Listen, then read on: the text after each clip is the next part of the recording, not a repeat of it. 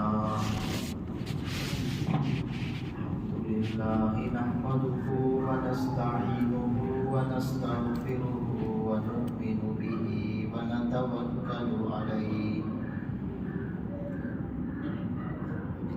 ونعوذ بالله من شرور أنفسنا ومن سيئات أعمالنا من يهده الله فلا مضل له ومن يضلله فلا هادي له ونشهد أن لا إله إلا الله وحده لا شريك له ونشهد أن سيدنا وسندنا ومولانا محمدا عبده ورسوله صلى الله تعالى على خير خلقه محمد وعلى آله وأصحابه أجمعين أما بعد فأعوذ بالله من الشيطان الرجيم بسم الله الرحمن الرحيم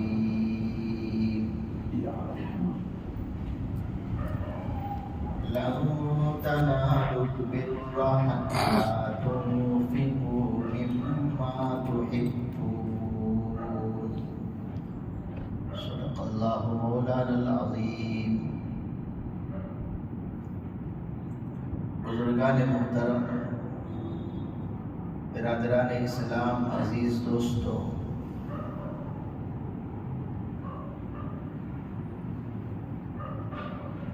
اسلام کی تعلیمات میں ایک تعلیم یہ بھی ہے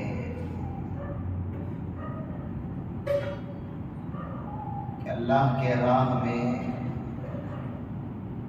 اللہ کا دیا ہوا مال خرچ کیا جائے.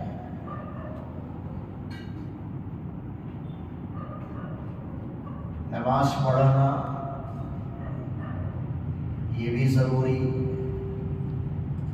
رمضان کا روزہ رکھنا یہ بھی ضروری، حج کرنا یہ بھی ضروری. جتنا یہ سب ضروری ہے، اسی طرح سے اللہ نے جو مال دیا ہے، جو دولت اللہ نے دی ہے، کسی بھی شکل میں، جائیداد کی شکل میں، باغات کی شکل میں، کھیتوں کی شکل میں، زمینوں کی شکل میں، یا سونے چاندی کی شکل میں، اللہ یہ چاہتا ہے کہ مسلمان اپنے مال کو خرچ کرتا رہے، جمع کر کے وہ نہ رکھے. خرچ کرنے والوں کی فضیلت بیان ہوئی ہے،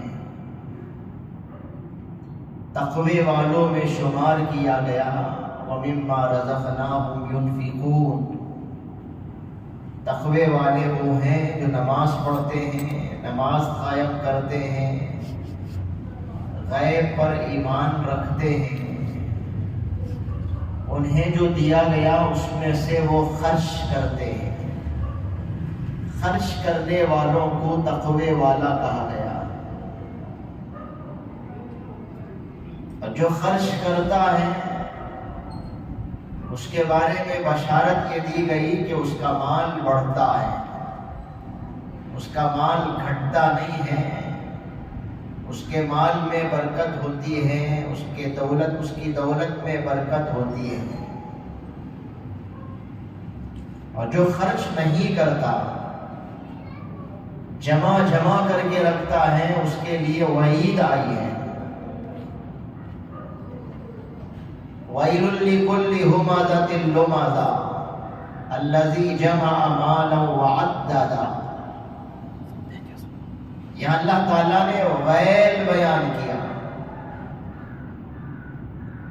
اس آدمی کے لیے خرابی جو مال جمع کر کے رکھتا ہے اور گن گن کر رکھتا ہے، اللہ نے اس کے لیے خرابی، ویل، بربادی، تباہی یہ اللہ نے بیان کیا۔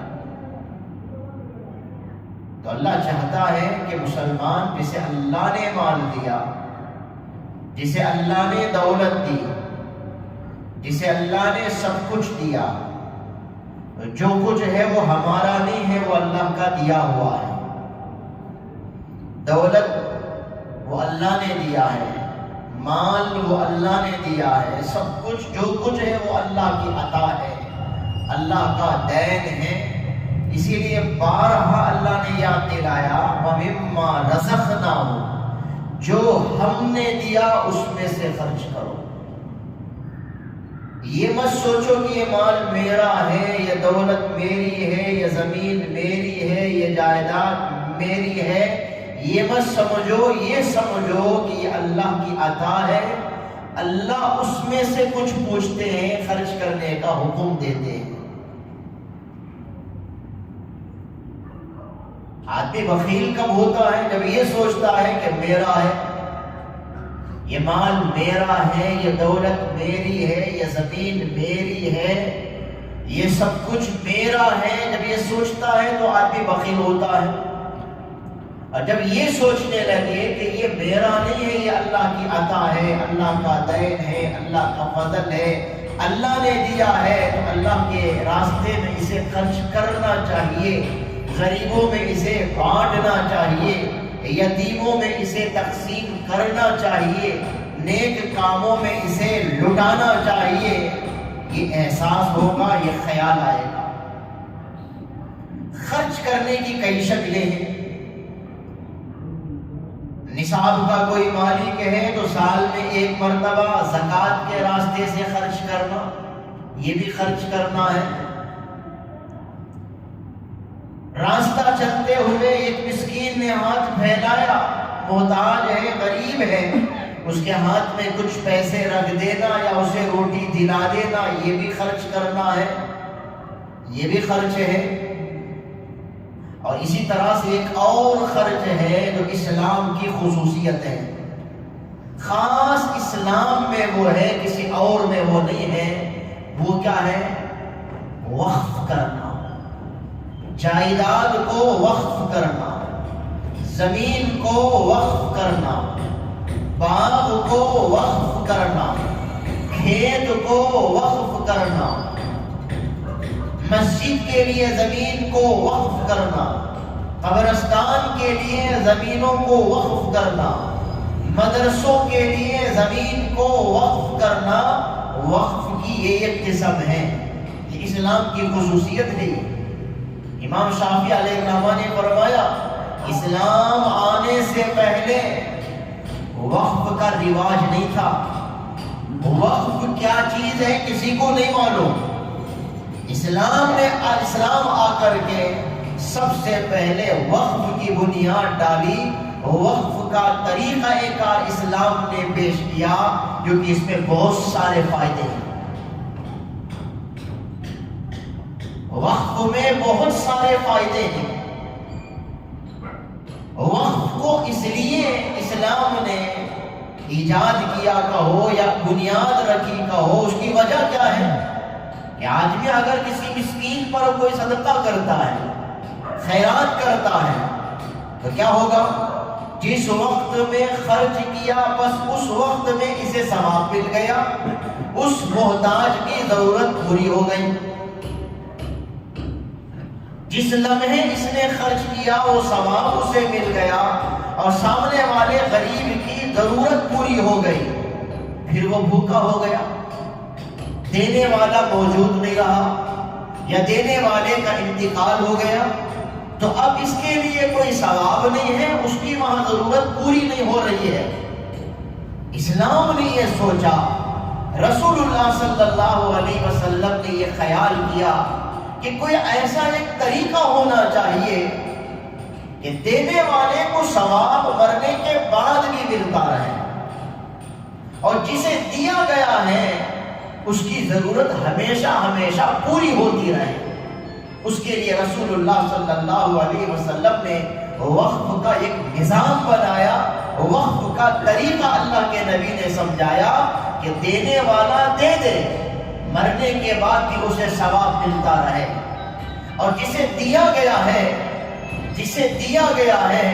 اسے اس کی وہ ضرورت پوری ہوتی رہے، یہ اللہ کے نبی نے سوچا، اور وقف کی ترغیب اللہ کے نبی نے دی، اور قرآن مجید میں آیت نازل ہو گئی لن تنالوا البر حتی تنفقوا مما تحبون، تم ہرگز نیکی نہیں پا سکتے ہو جب تک کہ پسند کی چیز کو اللہ کی راہ میں خرچ نہ کرو، اپنی پسند کی چیز اللہ کے راستے میں جب تک تم خرچ نہیں کرو گے تم نیکی نہیں پا سکتے ہو۔ تو اللہ تعالیٰ نے بھی ترغیب دی، اللہ تعالیٰ نے بھی ایک طریقہ سمجھایا کہ دیکھو اپنی پسند کی چیز کو اللہ کے راستے میں خرچ کرو، وقف کرو۔ وقف کرنے کے پیچھے کیا مقصد ہے؟ ایک مقصد تو یہ ہے کہ اللہ راضی ہو جائے، اللہ کی خوشنودی مل جائے، یہ زمین کو میں وقف کرتا ہوں اللہ مجھ سے راضی ہو جائے، یہ زمین میں مسجد کے لیے وقف کرتا ہوں میرا اللہ مجھ سے راضی ہو جائے، یہ زمین میں قبرستان کے لیے وقف کرتا ہوں اللہ مجھ سے راضی ہو جائے، یہ زمین میں مدرسے کے لیے وقف کرتا ہوں اللہ مجھ سے راضی ہو جائے، یہ زمین میں وقف کرتا ہوں عام سب لوگوں کے لیے، سب لوگ اس سے فائدہ اٹھائیں، اللہ مجھ سے راضی ہو جائے، تو وقف کرنے سے اللہ کی رضامندی ملتی ہے۔ ایک بڑا فائدہ یہ ہے۔ دوسرا فائدہ کیا ہے؟ دوسرا فائدہ یہ ہے کہ جب وقف کرے گا مسجد کے لیے، اس مسجد میں لوگ نماز ادا کریں گے، سارے لوگوں کا فائدہ نماز پڑھنے کے راستے سے، اور پھر اس کا فائدہ کہ لوگ جب تک نماز پڑھتے رہیں گے اس کے نام اعمال میں ثواب لکھا جائے گا۔ راستہ بنا دیا گیا وقف کی زمین میں، وقف اسی لیے کیا گیا کہ یہاں سے راستہ نکالا جائے تاکہ لوگوں کے لیے گزرگاہ بن جائے، آنے اور جانے کا وہ راستہ بن جائے۔ یہ سوچ کر کسی نے وقف کیا تو لوگ جب تک اس راستے سے فائدہ اٹھاتے رہیں گے، لوگوں کا فائدہ ہے تو مرنے کے بعد قیامت تک اس کا فائدہ ہے۔ مسافر خانہ کسی نے بنا دیا، وقف کر دیا، سوچا کہ لوگ اس سے فائدہ اٹھائیں، جب تک مسافرین اس گھر سے اس مکان سے فائدہ اٹھاتے رہیں گے، لوگوں کا ایک طرف فائدہ ہے تو اس کا یہ فائدہ ہے قیامت تک، مرنے کے بعد بھی اسے ثواب ملتا رہے گا، ثواب کا سلسلہ جاری رہے گا۔ اس مقصد کے لیے اسلام نے وقف کی اہمیت بتلائی ہے، وقف کا ایک مقام سمجھایا ہے، وقف کی ایک فضیلت بتلائی ہے۔ شروع دور سے چلا آ رہا ہے، صحابہ کے دور سے، رسول اللہ صلی اللہ علیہ وسلم کے زمانے سے وقف کا سلسلہ چلا آ رہا ہے۔ سب سے پہلے وقف کرنے والا کون؟ ایک یہودی جس کا نام مخریخ تھا، جنگ احد میں اس نے شرکت کی، مسلمان تو نہیں ہوا تھا لیکن جنگ احد میں اس نے شرکت کی، مسلمانوں کے ساتھ مل کر اس نے لڑائی لڑی تھی۔ اس جنگ میں رسول اللہ صلی اللہ علیہ وسلم سے کہا کہ اگر میں اس جنگ میں مارا جاؤں، میرا جو کچھ مال دولت ہے اے محمد صلی اللہ علیہ وسلم، آپ اپنی مرضی سے اسے جہاں چاہے خرچ کر دیں۔ جنگ احد میں وہ مارا گیا، اسلام نہیں لایا تھا لیکن جنگ احد میں شریک رہا، اس جنگ میں وہ مارا گیا تو اللہ کے نبی نے اس کے کہنے کے مطابق اس کے زمینوں کو اللہ کے راستے میں تقسیم کر دیا، بانٹ دیا، وقف کر دیا، اور فرمایا مخریخ اگرچہ یہودی تھا لیکن بہت اچھا آدمی تھا، ایک اچھا انسان تھا، یہ اللہ کے نبی کا جملہ تھا، تو اللہ کے نبی نے وہاں سے وقف کا سلسلہ شروع فرمایا۔ اور جب یہ آیت نازل ہوئی لن تنالوا البر حتى تنفقوا مما تحبون، تم ہرگز نیکی نہیں پا سکتے جب تک کہ تم اپنی پسند کی چیز اللہ کے راستے میں خرچ نہ کرو۔ تو ایک صحابی رسول حضرت ابو طلحہ رضی اللہ تعالیٰ عنہ رسول اللہ صلی اللہ علیہ وسلم کی خدمت میں آتے ہیں اور فرماتے ہیں اللہ کے نبی، میرا ایک باغ ہے بیرحا، جو مدینہ منورہ میں مسجد نبوی کے بالکل قریب میں ایک باغ بیرحا، اللہ کے نبی باغوں میں مجھے وہ باغ بہت پسند ہے، آپ کا جو مشورہ ہوگا اس کے مطابق میں کروں گا، کیونکہ اللہ نے کہہ دیا پسند کی چیز کو اللہ کے راستے میں خرچ کرو تب جا کر کے نیکی ملے گی۔ مجھے وہ باغ بہت پسند ہے، محبوب ہے، آپ جو فرمائیں میں وہ کرنے کے لیے تیار ہوں۔ تو اللہ کے نبی نے کہا تم اس باغ کو اپنے رشتہ داروں پر وقف کر دو۔ بس اسی وقت حضرت ابو طلحہ رضی اللہ تعالیٰ عنہ نے اس باغ کو اپنے رشتہ داروں کے بیچ میں بانٹ دیا، وقف کر دیا۔ اور وقف کسے کہتے ہیں؟ ایک جائیداد جو میری ملکیت میں ہے، ایک جائیداد جس کا مالک میں ہوں، ایک پراپرٹی جس کا مالک میں ہوں، اپنی ملکیت سے نکال کر اللہ کی ملکیت پہ دے دینا، اس کو کہتے ہیں وقف کرنا۔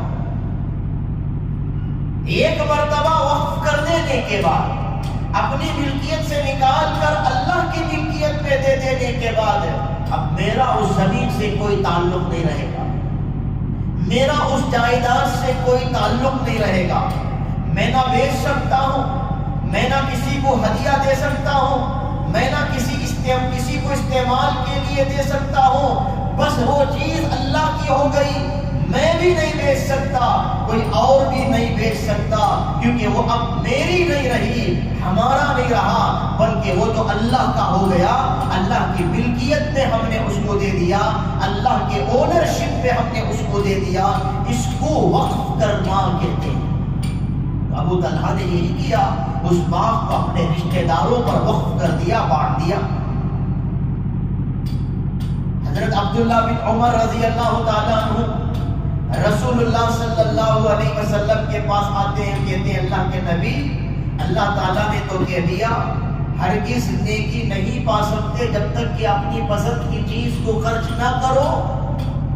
خیبر کی لڑائی میں غنیمت کے مالوں میں مجھے ایک باغ مل کر ہے، وہ باغ مجھے بہت محبوب ہے، میں اسے اللہ کے راستے میں خرچ کرنا چاہتا ہوں، آپ کا جو مشورہ ہوگا میں وہ کروں گا۔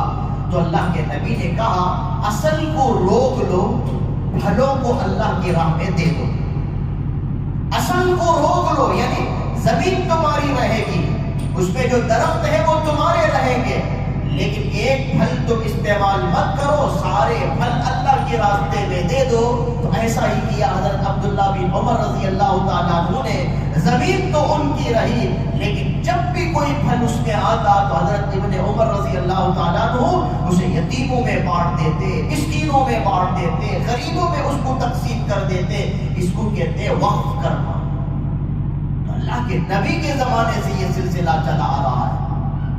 حضرت سعد بن عبادہ رضی اللہ تعالیٰ عنہ رسول اللہ صلی اللہ علیہ وسلم کے پاس آ کر کہتے ہیں اللہ کے نبی، میری والدہ کا انتقال ہو گیا، میں چاہتا ہوں والدہ کے لیے کچھ کروں، میری خواہش ہے کہ والدہ کے لیے میں کچھ کروں، آپ فرمائیں کیا کروں؟ تو اللہ کے نبی نے کہا اپنی والدہ کے لیے پانی جاری کر دو۔ کیا مطلب؟ یہ کنواں کھود کر اللہ کے راہ میں وقف کر دو اور نیت کر لو اس کا ثواب ماں کو ملے، اس کا ثواب والدہ کو پہنچے۔ تو بس انہوں نے اس وقت میں کنواں کھودا، والدہ کے نام اس کو وقف کر دیا۔ تو وقف سعد بن عبادہ کے اس عمل سے ثابت ہوتا ہے اور اللہ کے نبی کی ترغیب سے ثابت ہوتا ہے، اللہ کے نبی کی ہدایت سے ثابت ہوتا ہے۔ تو کنواں وقف کرنا، زمین وقف کرنا، جائیداد وقف کر دینا، باغ کو وقف کر دینا، اس وقت سے چلا آ رہا ہے۔ حضرت جابر رضی اللہ تعالیٰ عنہ فرماتے ہیں کہ انصاری صحابی ہوں یا مہاجر صحابی ہوں، انصار میں سے مہاجرین میں سے کوئی صحابی ایسا نہیں ملے گا جس نے وقف نہ کیا ہو، ہر صحابی نے وقف میں حصہ لیا ہے۔ انہیں معلوم ہے ہمارے چلے جانے کے بعد ثواب کا سلسلہ باقی رکھنے کے لیے، ثواب کے سلسلے کو باقی رکھنے کے لیے کچھ کرنا چاہیے۔ اس لیے انہوں نے زمینوں کو اللہ کی راہ میں دیا ہے، باغوں کو اللہ کی راہ میں دیا ہے، کنویں کو اللہ کی راہ میں دے دیا ہے۔ یہ تھا بیر روما، مدینہ منورہ کے قریب میں ایک کنواں تھا جس کا نام تھا بیر روما، بڑا میٹھا پانی تھا۔ اس کنویں کے علاوہ کہیں بھی مدینہ منورہ میں میٹھے پانی کا نظام نہیں تھا، اور لوگ اس پانی کو لینے جاتے تو وہ پانی یہودی کے قبضے میں، وہ کنواں یہودی کے قبضے میں، یہودی اس کا مالک تھا۔ رسول اللہ صلی اللہ علیہ وسلم نے فرمایا کوئی ہے کہ جو اس کنویں کو خرید کر اللہ کی راہ میں وقف کر دے، اللہ کے نام پر وقف کر دے، اس کے لیے جنت کی بشارت ہے۔ تو حضرت عثمان رضی اللہ تعالیٰ عنہ کئی گنا دام دے کر کے وہ کنواں یہودی کے پاس سے خریدتے ہیں اور مسلمانوں کے نام اس کو وقف کر دیتے ہیں۔ تو کنویں کو وقف کیا حضرت عثمان رضی اللہ تعالیٰ عنہ نے۔ مقصد اسلام کا یہی تھا، موجود جو لوگ ہیں ان کا فائدہ ہو جائے، اور جو وقف کرنے والا ہے موت تک اور موت کے بعد قیامت تک اس کو نیکی ملتی رہے، ثواب ملتا رہے۔ یہ وقف کے پیچھے مقصد ہے، یہ اس کا فائدہ ہے۔ اور اسلام نے سب سے پہلے اس کی بنیاد رکھی، دونوں طرف فائدہ دیکھ کر، ایک طرف اسلام کا بھی اس میں فائدہ، مسلمانوں کا اس میں فائدہ، معاش کا اس میں فائدہ، سماج کا اس میں فائدہ، اقتصادی اس کے اندر فائدہ ہے۔ سب لوگوں کا، چاہے امیر ہو یا غریب ہو، کوئی بھی اس وقف کی زمین سے فائدہ اٹھا سکتا ہے۔ زمین پر کسی نے روڈ بنا دی وقف کے نام پر تو بس اس سے امیر بھی گزر سکتا ہے، غریب بھی گزر سکتا ہے۔ کسی نے کنویں کو وقف کر دیا تو اس کنویں سے امیر بھی فائدہ اٹھا سکتا ہے، غریب بھی فائدہ اٹھا سکتا ہے۔ مسجد اللہ کے نام پر وقف ہے، اس مسجد میں امیر بھی پڑھتا ہے، غریب بھی پڑھتا ہے۔ کسی نے کالج اور یونیورسٹی بنا دی وقف کی زمین پر، یہ سوچ کر کہ لوگوں کا فائدہ ہو جائے، امیر بھی فائدہ اٹھا سکتا ہے، غریب بھی فائدہ اٹھا سکتا ہے۔ یہ اسلام کا مقصد ہے، وقف کے پیچھے یہ مقصد ہے۔ اور جس نے وقف کیا اس کے لیے فائدہ کیا ہے؟ ثواب ملے گا۔ ہسپتال ہے تو وہاں جو علاج ہوگا اس کا ثواب اسے ملے گا، مدرسہ ہے وہاں تعلیم ہوتی ہے اس کا ثواب اسے ملے گا، مسجد ہے وہاں نمازیں ہوتی ہیں تو وقف کرنے والے کو اس کا ثواب ملے گا، کالج اور یونیورسٹی بھی ہے تو وہاں پڑھنے والے بچے اور بچیاں ان کا وہ ثواب اسے ملے گا، کنواں ہے لوگ اس سے فائدہ اٹھائیں گے، وقف کرنے والے کو قیامت کی صبح تک اس کا فائدہ ملے گا۔ یہ فائدہ پہنچانے کے لیے اسلام نے ایک وقف کا نظام بنایا۔ حضرت ابو ہریرہ رضی اللہ تعالیٰ عنہ کی حدیث ہے، آپ نے کئی مرتبہ سنا ہوگا، انسان جب مرتا ہے تو سارے اعمال اس کے ختم ہو جاتے ہیں، عملوں کا سلسلہ ختم ہو جاتا ہے۔ مرنے کے بعد وہ نماز نہیں پڑھ سکتا، مرنے کے بعد وہ روزہ نہیں رکھ سکتا، مرنے کے بعد وہ قرآن نہیں پڑھ سکتا، مرنے کے بعد وہ ذکر نہیں کر سکتا، مرنے کے بعد کوئی نیکی نہیں کر سکتا الا من ثلاث۔ لیکن تین نیکی ایسی ہے مرنے کے بعد بھی اسے وہ ثواب ملتے رہتا ہے، اس کا اسے فائدہ ملتے رہتا ہے۔ یہ ایک علم اس نے جو پڑھا ہے اور دوسروں کو پڑھایا ہے، مرنے کے بعد بھی اس علم پر لوگ جب تک عمل کرتے رہیں گے، پڑھانے والے کو اس کا ثواب ملتے رہے گا، ملتا رہے گا، ملتا رہے گا۔ علم پڑھا اور دوسروں کو پڑھا دیا، دین سیکھا دوسروں کو سکھا دیا، مر کر چلا گیا، اس کے کہنے پر جب تک لوگ عمل کرتے رہیں گے قیامت تک اس کا ثواب اس کے نام اعمال میں لکھا جائے گا۔ یہ اور دوسرا کون سا ہے؟ دوسرا نیک اولاد چھوڑ کر کے گیا، وہ نیک اولاد اس کے لیے دعا کرتی ہے، اے اللہ ابو کی مغفرت کر دے، اے اللہ امی کی مغفرت کر دے، اے اللہ والد ماجد کی مغفرت کر دے، ان کے درجات کو بلند کر دے۔ یہ دعائیں کرتا ہے، یہ دعا ماں باپ کو پہنچتے رہتی ہے، ماں باپ کے نام اعمال میں ثوابوں میں اضافہ ہوتا ہے۔ اسی لیے کہا جاتا ہے اولاد کو کچھ بناؤ یا نہ بناؤ، نیک بنا کر کے چلے جاؤ، آنکھ بند ہونے کے بعد وہی اولاد کام آئے گی۔ اور تیسرا کون سا ہے؟ صدقہ جاریہ، مسجد بنا دی، مدرسہ بنا دیا، کنواں کھود دیا، مسافر خانہ بنا دیا، رفاہی کام میں حصہ لیا اور دنیا سے چلا گیا۔ جب تک قیامت کی صبح تک مسجد ہے، وہ مسجد میں نماز پڑھنے والے پڑھتے رہیں گے، ثواب انہیں ملتا ہے، وہ ثواب مسجد بنانے والے کو ملتا رہے گا۔ اور جب تک مدرسہ ہے، پڑھتے رہیں گے، پڑھاتے رہیں گے، وہاں قال اللہ قال رسول، قرآن حدیث کی تعلیم ہوگی، ثواب ان کو ملے گا، مدرسہ بنانے والے کو اس کا ثواب ملے گا۔ یہ صدقہ جاریہ، یہی تو وقف ہے۔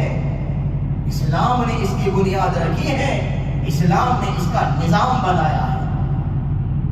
ہندوستان میں بھی آپ جانتے ہیں 950 سال تقریباً 1000 برس تک مسلمانوں کی حکمرانی رہی، مسلمان بادشاہوں نے یہاں حکومت کی ہے، امن کے ساتھ، سلامتی کے ساتھ، پیار کے ساتھ، محبت کے ساتھ۔ انہوں نے بھی وقف کے نظام کو باقی رکھا اور وقف کرتے رہے۔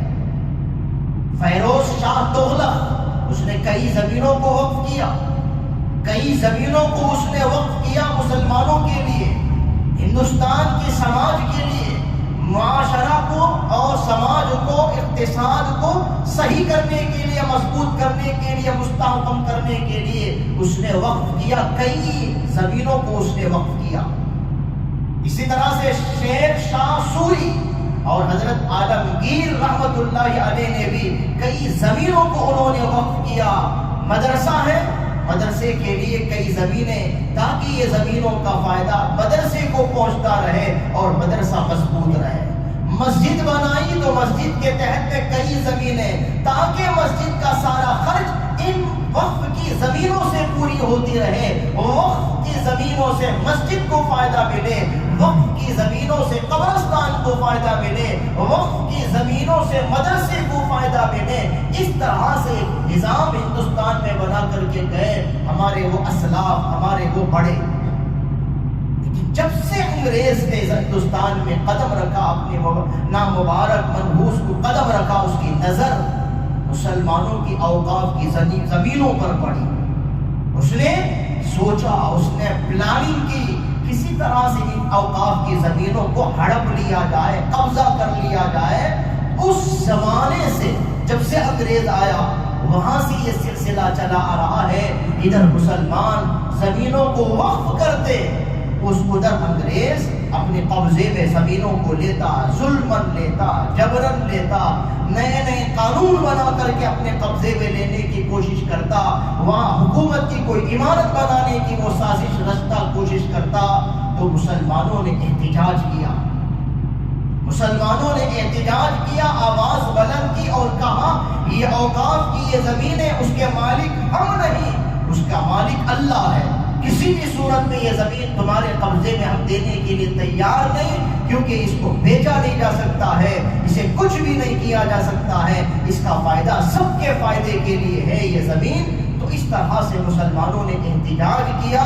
1923 سے لے کر یہ سلسلہ چلا آ رہا ہے۔ احتجاج کرنے کے نتیجے میں کچھ ایکٹ بنا کر کے، وقف ایکٹ بنا کر کے انگریزوں نے کچھ قانون کو پاس کیا۔ بہرحال مسلمانوں کے کئی مطالبات تھے، پورے نہیں ہوئے۔ بعد میں ہندوستان آزاد ہونے کے بعد 1950 میں پھر ایک ہنگامہ ہوا، تو پھر ایک ایکٹ بنایا گیا، پھر وہاں پر وقف کے اندر کچھ ترمیمات عمل میں آئی۔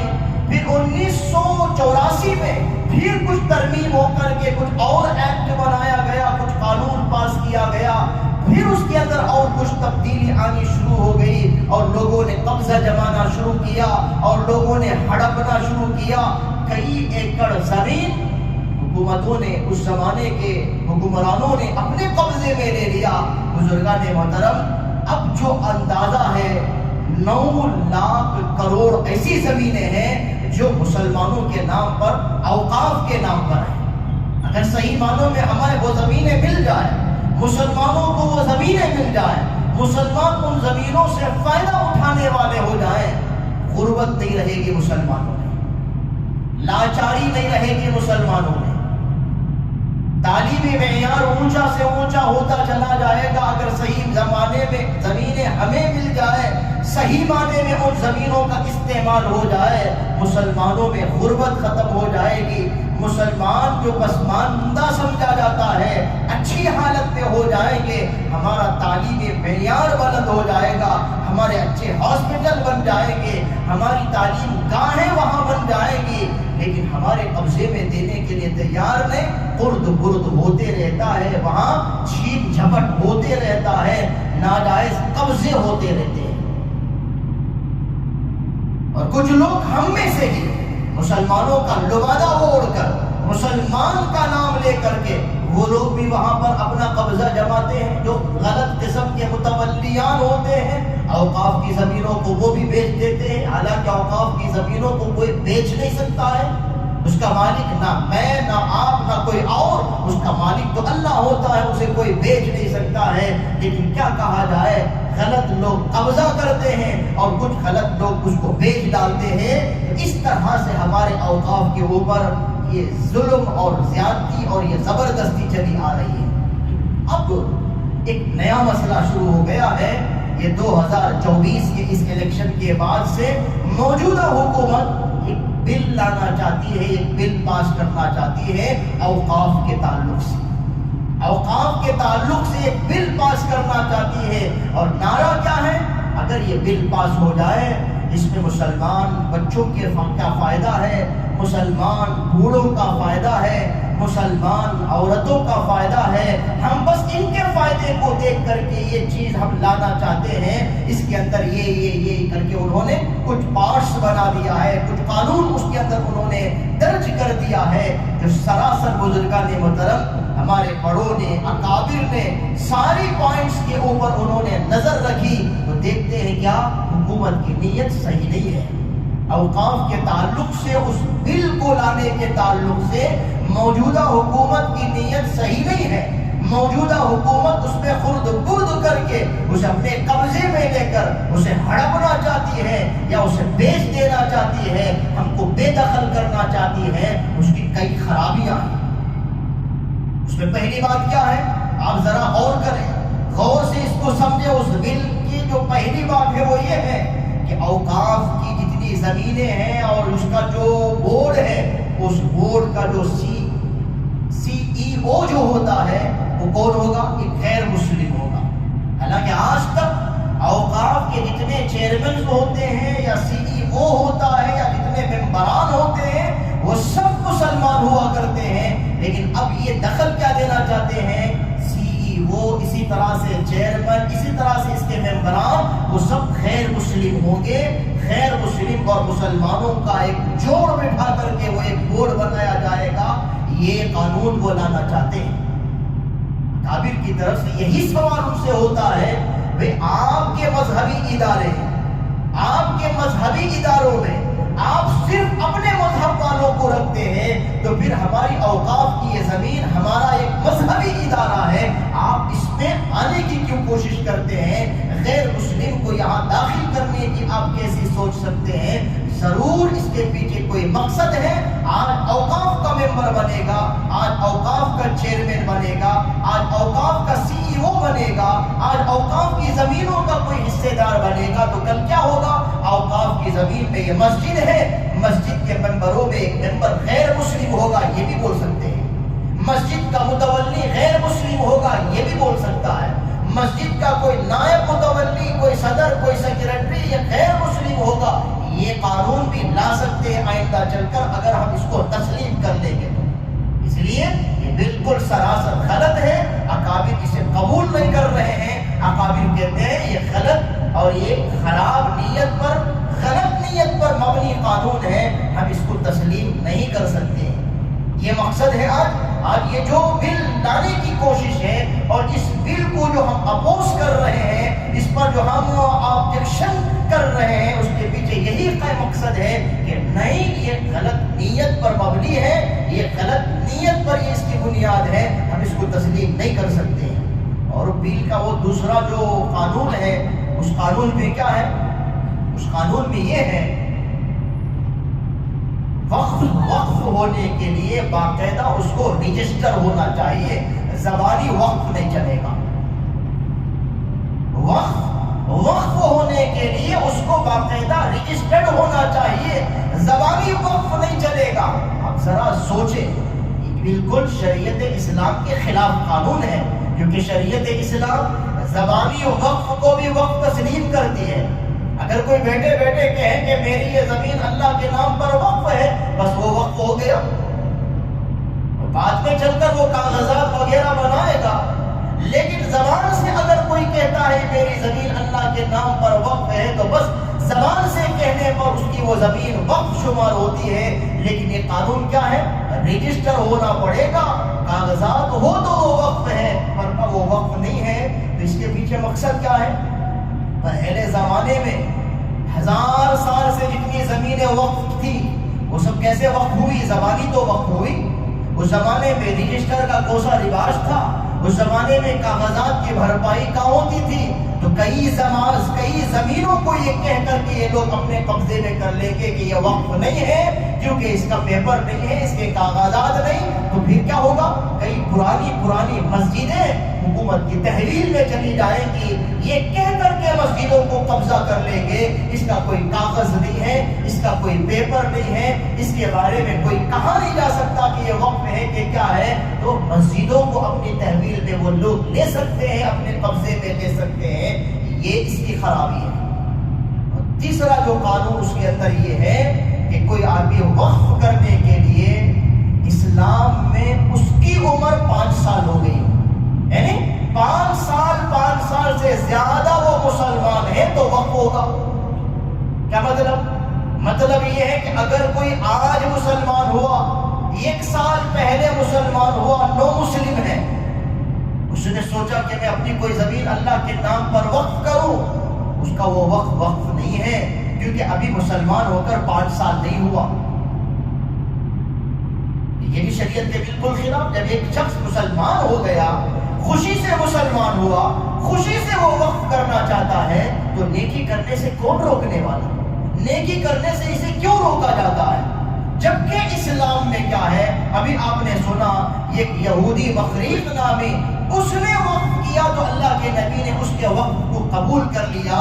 ایک نان مسلم اپنی خوشی اور رضامندی سے وقف کر سکتا ہے، تو یہ مسلمان چاہے پرانا مسلمان ہو یا نیا مسلمان ہو، وہ وقف کرتا ہے، اس کے وقف کو تسلیم نہیں کیا جائے گا، یہ قانون بتاتا ہے۔ یہ بھی غلط ہے۔ اسی طرح سے یہ بھی یہ لوگ لانا چاہتے ہیں کہ وقف کی زمین وقف ہو جانے کے بعد بھی استعمال اس کو کہاں کرنا چاہیے، کس کاموں میں اس کو استعمال میں لانا چاہیے، یہ کوئی اور طے نہیں کرے گا، وہ مجسٹریٹ طے کرے گا، وہ جو قانون کا جو بڑا ہے وہ طے کرے گا۔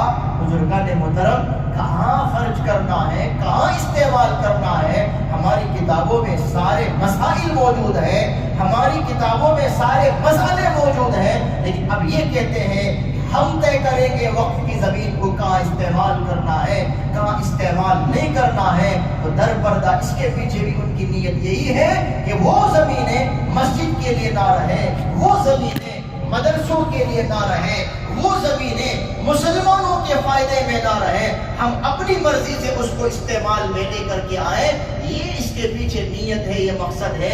اس لیے بزرگان محترم، یہ بل جس وقت میں پیش کیا گیا، پیش ہوا، اس وقت میں وہ احتجاج بھی ہوا اور اس پر پرزور تردید بھی ہوئی، تب جا کر کے اس کو حوالے کیا گیا ہے، ہماری رائے پر اس کو چھوڑا گیا ہے۔ آیا مسلمان اس سلسلے میں کیا چاہتے ہیں، مسلمان اس سلسلے میں کیا وہ رائے رکھتے ہیں، وہ ہماری رائے پر اس کو چھوڑا گیا ہے۔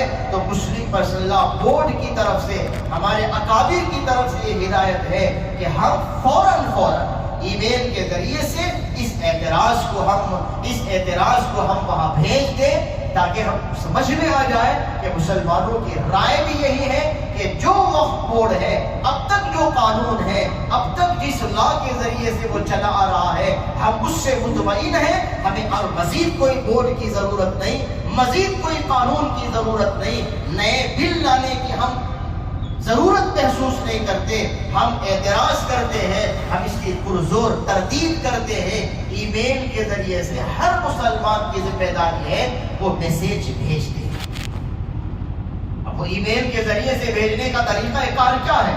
بزرگان محترم، ابھی مسجد میں آپ کو دیوار پر QR کوڈ کی وہ تصویر ملے گی، جاتے ہوئے بس آپ کا صرف اتنا کام ہے اپنے موبائل سے اس ای میل کے اس لنک کو آپ کھول کر کے QR کوڈ کی وہ آپ فوٹو کاپی لیں تو سیدھا آپ اس میل میں چلے جائیں گے، سارا مضمون بنایا اس میں آپ کو ملے گا، آپ اسے پڑھ بھی لیں اور صرف اس میں آپ یور سنسیئرلی کی جگہ میں نیچے میں اپنا نام لکھ کر کے صرف آپ کو کرنا ہے سینڈ، بس سیدھا وہ پہنچے گا اور آپ دیکھ بھی لیں گے کہ ہاں آپ کا میسیج پہنچ چکا ہے یا نہیں پہنچ چکا ہے۔ صرف اتنا کام کرنا ہے، 1-2 منٹ کا کام ہے، اپنے فون سے کریں، گھر والوں کے فون سے کریں، اپنے بچوں کے فون سے کریں، اپنے بڑوں کے فون سے کریں، پڑوسیوں کے فون کو لے کر کے ان کے فون سے بھی کریں، ان کو بھی سمجھائیں کہ یہ اس کی خطرناکی کیا ہے، اس کے پیچھے کیا تباہی آ سکتی ہے، بربادی آ سکتی ہے،